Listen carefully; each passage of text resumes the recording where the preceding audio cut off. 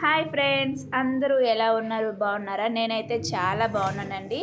ఈరోజైతే నేను జీరా రైస్ అయితే తయారు చేశాను. అది ఎలా చేశానో ఒక్కసారి అయితే చూడండి. చాలా సింపుల్గా చిన్న పిల్లలు కూడా చేసుకునేంత ఈజీగా అయితే నేను చేశాను. చాలా తక్కువ ఇంగ్రీడియంట్సే వేశాను. నేను మరీ ఎక్కువగా ఐటమ్స్ ఏమీ వాడలేదు. చాలా సింపుల్గా చేశాను. చాలా టేస్టీ ఉంటుంది. పులిహోర కంటే ఇదే చాలా బాగుంది తెలుసా. చాలా ఎంజాయ్ చేస్తూ తిన్నాం మేమైతే. నేనైతే ఇదైతే ఇప్పుడు వండుకున్న అన్నమే, వేడివేడి అన్నం. నేనైతే ఆరపెట్టుకున్నాను, కొంచెం తీసి పక్కన పెట్టుకున్నాను. నేనైతే మరో పక్క బాండీలో అయితే ఆయిల్ వేసి నేను ఉంచాను రెడీగా. ఇందులో అయితే ఇవి తెలిసిందే, నేనైతే తిరుగుమాత గింజలు అయితే వేసుకున్నాను. ఈ పల్లీలు ఉంటేనే కదా పిల్లలు ఇష్టంగా తింటారు, అందుకని చెప్పి నేనైతే కొంచెం పల్లీలు అయితే వేసుకున్నాను. పిల్లలు చాలా ఇష్టంగా తినేది పల్లీలే కదా, అందుకని చెప్పి నేనైతే పల్లీలు అయితే కొంచెం అయితే వేసుకున్నాను. మరీ ఎక్కువగా వేసుకున్న టేస్ట్ బాగుండదు. పప్పులు పంటి కింద అక్కడక్కడ నోట్లో తగులుతుంటే బాగుంటుంది కదా, అందుకని చెప్పి వేసుకున్నాను. ఇందులో ఇంకా వేసుకుంటారు, ఎక్కువ మసాలాలు ఇష్టం ఉంటే కొంచెం 2 లవంగాలు, చెక్క, బిర్యానీ ఆకు అయితే వేసుకోండి. మేమైతే మసాలా చాలా తక్కువగా తింటాము, గ్యాస్ ఫామ్ అట్లా వస్తుంటుంది కదా, అందుకని చెప్పి మేమైతే మసాలాలు అయితే వేయటం లేదు, అవాయిడ్ చేసాము. నేనైతే పచ్చిమిర్చి అయితే వేసుకున్నాను, 2 3. జీరా కొంచెం మసాలా కాబట్టి ఘాటు ఉంటుంది, ఆ ఘాటే సరిపోతుంది.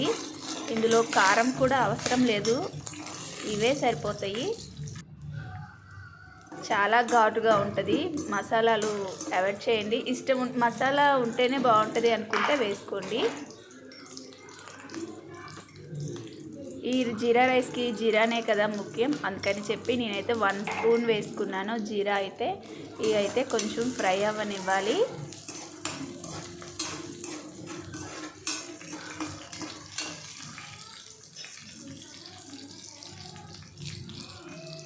నేనైతే 2 కరివేపాకు రెమ్మలు అయితే వేసుకున్నాను, బాగా ఫ్రై అవ్వనివ్వాలి. నేనైతే బాగా ఫ్రై అయిపోయినాయి కదా, ఇప్పుడైతే ఇందులో అన్నం ఆరబెట్టుకున్నాను కదా, ఆ అన్నం అయితే వేసుకుంటున్నాను. ఇది మిగిలిపోయిన అన్నంతో కూడా చేసుకోవచ్చు. పూర్తిగా చూడండి, వీడియో స్కిప్ చేయకండి. అక్కడక్కడ టిప్స్ కూడా చెప్తాను. టిప్స్ ఫాలో అయితేనే కదా నీట్గా వస్తుంది జీరా రైసు. ఇది సద్దన్నంతో కూడా చేసుకోవచ్చు జీరా రైసు. నైట్ టైం అన్నం మిగిలిపోతుంది కదా, అన్నంతో కూడా చేసుకోవచ్చు.